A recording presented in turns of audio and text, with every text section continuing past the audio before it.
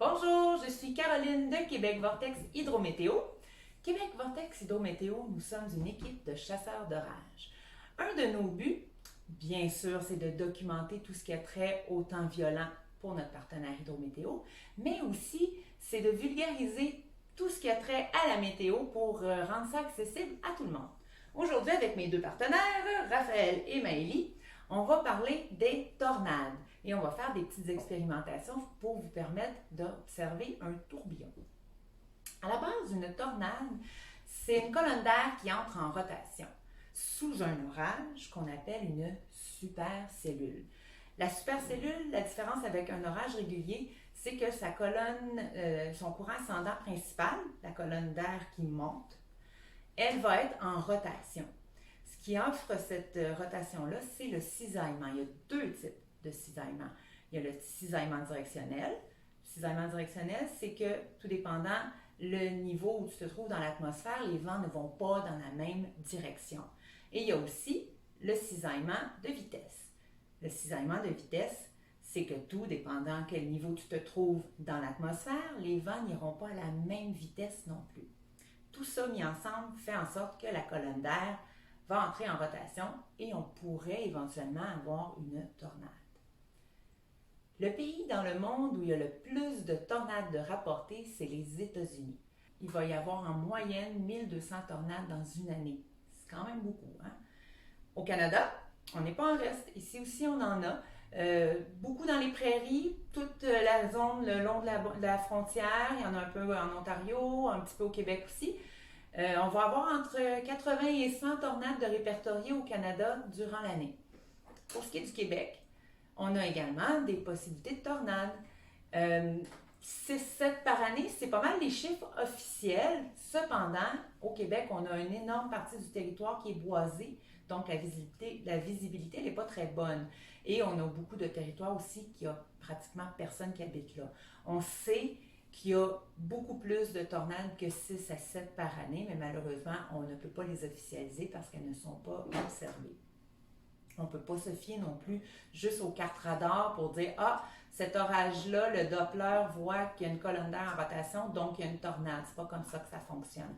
Parce que ça ne veut pas dire que parce que ton orage est en rotation, qu'il y a officiellement une tornade. Ça prend généralement quelqu'un au sol là, pour visualiser la tornade puis dire « OK, cette fois-ci, cet orage-là a donné une tornade. » La plus large tornade qui a été répertoriée dans le monde, c'est la tornade d'El Reno en Oklahoma en 2013. Cette tornade-là, elle faisait 4,2 km de large.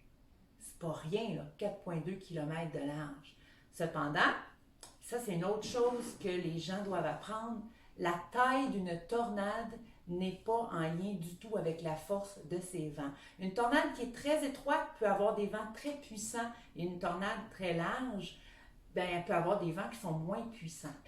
Alors, comme c'est très difficile de savoir exactement les vents, la force des vents dans une tornade, la façon qui est actuellement utilisée pour comparer des pommes et des pommes, bien sûr, vu qu'on ne peut pas se fier à la taille de la tornade pour savoir la vélocité des vents à l'intérieur, on va se fier aux dégâts. On a l'échelle de Fujita qui va classer les tornades de 0 à 5. En observant les dégâts, les gens qui sont habilités à le faire peuvent dire, bon, ben, pour avoir tel type de dégâts, ça prend telle vitesse des vents. Et c'est comme ça qu'on va être capable de graduer pour donner la force d'une tornade. Les vents les plus forts qui auraient été enregistrés dans une tornade, c'est des vents de plus de 520 km/h en 1999 à Bridge Creek, encore en Oklahoma. Quoi faire quand vous avez une tornade qui se dirige vers vous ou votre région? Sortir dehors avec votre cellulaire n'est pas une option. Je sais que beaucoup de gens vont vouloir aller documenter ça, mais même les plus petites tornades, les EF0 comme on appelle, peuvent tuer. Il faut prendre ça au sérieux, les tornades. Donc, la meilleure chose à faire, vous descendez sous le niveau du sol. Idéalement dans le sous-sol. Si vous n'avez pas de sous-sol, vous pouvez vous réfugier le plus au centre possible de la maison, dans la plus petite pièce et le plus loin possible des fenêtres. Parce que ce qui est vraiment dangereux, outre le fait que oui, ça peut arracher le toit d'une maison, c'est les débris que ça projette une tornade. Donc, le plus au centre possible de la maison, le plus bas possible. Hein? Puis, si vous êtes dans une roulotte, une tente, n'importe quoi, une maison mobile, trouvez un bâtiment plus solide. Ça vous prend vraiment cette protection-là. Bon, maintenant que les avertissements et les apprentissages sont faits, on va s'amuser un petit peu. On va commencer par nommer le matériel que vous avez besoin pour faire les différentes expériences qu'on va faire aujourd'hui. Au début, on a un pot rond en verre avec un couvercle qui ferme vraiment bien parce que vous allez vous ramasser avec des flaques partout. Ça peut être un pot de cornichon, là. L'important, c'est que ça soit rond. Fait que les pots maçons qui sont comme un peu carrés, là, ça ne fonctionnera pas. Après ça, vous pouvez utiliser une bouteille bien ordinaire, une bouteille d'eau comme ça. Puis ce qui est le fun avec ça, c'est que vous pouvez le faire un peu partout pour jaser avec vos amis ou montrer ça à d'autres enfants de votre entourage. C'est pas compliqué, une bouteille d'eau comme ça. L'important, c'est qu'elle soit vraiment ronde. Il y en a qui ont des formes particulières. Quand c'est rond comme ça, on secoue, on donne une petite rotation et voilà, on a une petite tornade en bouteille avec son petit vortex qui monte et qui descend comme ça. Ensuite, les autres choses qu'on va utiliser, ça va être 2 bouteilles de 2 litres, comme ça, avec du duct tape. Idéalement, vraiment du duct tape avec l'espèce de petit maillage de fil à l'intérieur pour rendre ça un petit peu plus solide. Une paire de ciseaux où vous pouvez juste le déchirer. Un crayon, parce que ça va être pour percer un trou dans le duct tape. Idéalement, mais pas nécessaire, un fusil à colle. Ça va être juste pour rendre ça un petit peu plus solide et éviter qu'il y ait des fuites. Vous pouvez aussi utiliser des bouteilles de d'autres formats aussi, hein, le 2 litres. C'est sûr que c'est le fun parce que c'est gros, fait qu'on va mieux voir, mais c'est pas nécessaire. Donc, on va commencer par la petite expérience comme ça. Il y en a qui mettent du savon. Honnêtement, si vous mettez du savon, c'est vraiment une minuscule goutte parce que ça fait beaucoup de mousse. Puis après ça, on ne voit rien. L'autre chose qui peut être... Non, mais un petit peu plus. L'autre chose que vous pouvez faire aussi, c'est de mettre le savon une fois que la bouteille elle est remplie. Là, on va en mettre un petit peu. Mais vraiment, une mini goutte. T'es sûr? Oui. Et ça va marcher? Oui, ça va fonctionner. Vraiment juste... Youp, comme ça. Une petite mini goutte. Et on ferme bien hermétiquement pour être sûr que ça ne déborde pas. Et ensuite, on donne une rotation. Et qu'est-ce qu'on a ici? Une belle tornade. Une belle tornade. Ah ouais, là, Hein? c'est une belle tornade de mousse. Ah, on voit très bien tout le petit vortex qui descend même jusqu'au fond. Là, c'est la première petite expérience que vous pouvez faire. Rien de bien compliqué. Donc ça, je vous l'ai montré tout à l'heure. Bon, mettez pas de savon dans votre bouteille d'eau à boire, c'est un petit peu dégueu. L'autre qu'on va faire, en fait, je vais vous montrer, c'est exactement ça, mais on va le faire ensemble avec les 2 litres. Comme ça, au centre ici, il y a un petit anneau de duct tape comme ça et j'ai percé un trou à l'intérieur. Quand on va le verser à l'envers, on lui donne un mouvement de rotation et là, on va voir les bulles. Voilà. Et on a notre vortex, la colonne en rotation ici, qui va se vider. Tranquille. Vous pouvez faire des expériences aussi en mettant des petites paillettes. Il y en a qui mettent des petits bouts de styromousse ici pour observer encore mieux la rotation. Comme ça, hein, on voit bien. Regarde, si on la laisse comme ça, et voilà. Et on a notre tornade en Ça se bouteille. fait quand même vite. Hein? J'ai ajouté un petit peu de colorant dans cette eau-là, juste pour que ça soit un peu plus facile de voir. Donc, comment est-ce qu'on forme cette espèce d'entonnoir-là, un genre de sablier?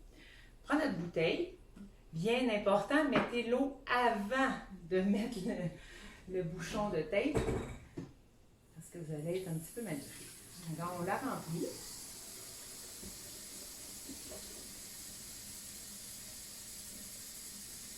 Cette fois-là, je ne mettrai pas de colorant dedans, mais une chose qui peut être faite avec les enfants, c'est de mélanger les couleurs de colorant. Une autre façon d'apprendre, mets-en jusqu'en haut. Ouais. Comme ça.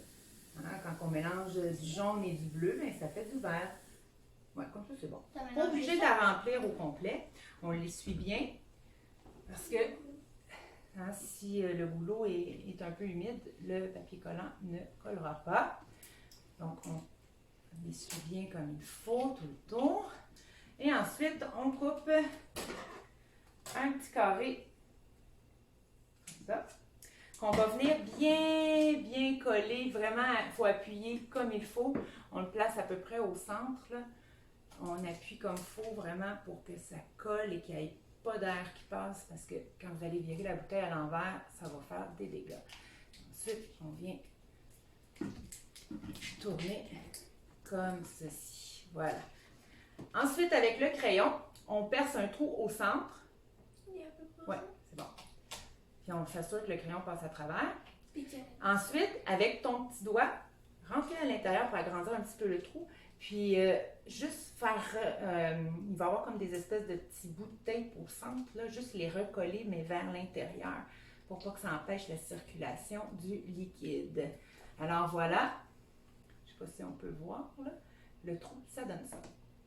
Ensuite, on va prendre le fusil à colle chaude, mais ça, c'est la partie qui n'est pas nécessaire, c'est pas essentiel, là. Si vous ne l'avez pas, le fusil à colle chaude, ça va fonctionner quand même. Fait en faisant ça comme ça, je vais venir en mettre C'est juste pour que ça tienne juste plus. pour que ça tienne plus. Puis en plus de ça, ben, ça va venir empêcher l'eau de s'écouler sur les côtés. Voilà. Un petit peu. OK, on le met ensemble. Comme ça. Puis, tu peux souffler. On souffle pour refroidir. Pendant ce temps-là, on va se prendre une bonne bande de papier collant. Du bon vieux duct tape. Ok, c'est bon. C'est bon, la colle a refroidi, elle a durci. C'est chaud. Oui, la colle, faites attention, hein, les fusils à colle, là, ça brûle, puis c'est pas confortable. Moi, c'est déjà brûlé avec ça, puis c'est bien Ça fait vraiment. On colle bien comme il faut. Ensuite, on vient mettre une pression avec nos doigts tout en tournant la bouteille. Là, ça va juste s'assurer que tout soit bien collé. Puis, on va coller une deuxième bande de papier collant, mais un petit peu plus haut pour couvrir l'autre bouteille cette fois-ci. Comme ça. Hop, il y a un petit peu d'eau ici. Hein, vraiment, vous assurez que la bouteille elle est bien sèche parce que sinon, ça ne collera pas bien. Vous allez avoir des fuites. Voilà. Ça. On a notre sablier. Hein, comment on appelle ça? Un sablier, mais c'est pas du sable dedans. Un oublié. Oh, Ouais. Bon, et voilà. Alors maintenant qu'on a notre système de montée, c'est le temps de l'expérimenter. On le tourne, mais on tient ici au centre, hein, parce que c'est la partie la plus fragile. On tient au centre et tout ce qu'on fait, c'est lui donner une rotation comme ça. Et on a notre colonne qui s'est créée, notre tourbillon. On dirait des étincelles en bas à cause de la lumière. À cause de la lumière, ça fait comme des étincelles. Ouais. On a notre tourbillon qui est créé comme ça. Ah, ça shake en genre. Ouais, on peut, quand on lui donne un petit mouvement sur le côté, ça le fait onduler. Il y a des bulles en On haut. peut augmenter la rotation. Je trouve qu'il y a des bulles en haut. Et voilà. Ça fait vraiment un entonnoir, là, on le voit Et super celui-là, bien. il est gros, par exemple. Celui-là, il est plus gros, hein? Et voilà, la bouteille s'est vidée. Alors, pas besoin d'aller virer jusqu'en Oklahoma pour avoir votre Pet Tornado. Vous pouvez vous en fabriquer une à la maison, puis vous amuser avec vos enfants et montrer vos belles connaissances que vous allez avoir appris en regardant notre petite vidéo. Donc, vous pouvez nous suivre sur Facebook et sur YouTube. On est aussi sur Twitter. Vous pouvez nous poser vos questions n'importe quand. Ça va nous faire plaisir de vous répondre. Et puis, on se revoit pour une prochaine vidéo. Au revoir!